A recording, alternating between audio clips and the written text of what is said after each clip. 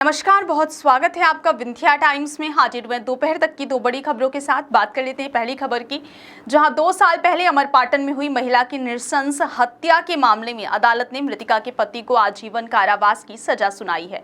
अभियुक्त पर 5,000 रुपए जुर्माना भी लगाया गया है। अपर सत्र न्यायालय अमरपाटन ने 22 अप्रैल 2022 की रात हुई राजकुमारी प्रजापति पत्नी शोभनाथ प्रजापति की हत्या के मामले में मृतका के पति शोभनाथ प्रजापति को दोषी करार दिया है। अदालत ने अभियुक्त शोभनाथ को उम्र कैद की सजा और 5,000 रुपए के जुर्माने से दंडित किया है।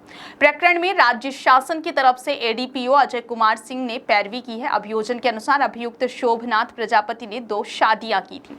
पहली पत्नी ने उसे एक पुत्र एक पुत्री थे, जो अपने बाबा कुलिया प्रजापति यानी शोभनाथ के पिता के साथ गांव में रहते थे।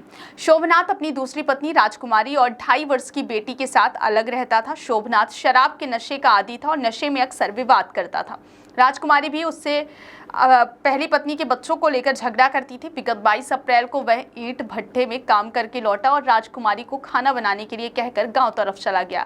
रात लगभग 11 बजे वह नशे में धुत होकर लौटा। राजकुमारी से उसका झगड़ा शुरू हो गया। उसने राजकुमारी को रात भर लात घूंसी और चप्पल से तो मारा ही, पटक पटक कर भी उसकी पिटाई की। उसे बेहोश हुआ समझकर सो गया। सुबह जब उसकी नींद खुली तो उसने राजकुमारी को मृत पाया और घर के बाहर बैठकर रोने लगा। जब उसके परिजन तथा अन्य लोग पहुंचे तो उसने बताया कि उसने रात में मारपीट की थी, जिससे राजकुमारी की मौत हो गई। पुलिस ने शव का पीएम कराया तो पता चला कि मृतका के सिर और पसलियों की हड्डियां टूट गई थी।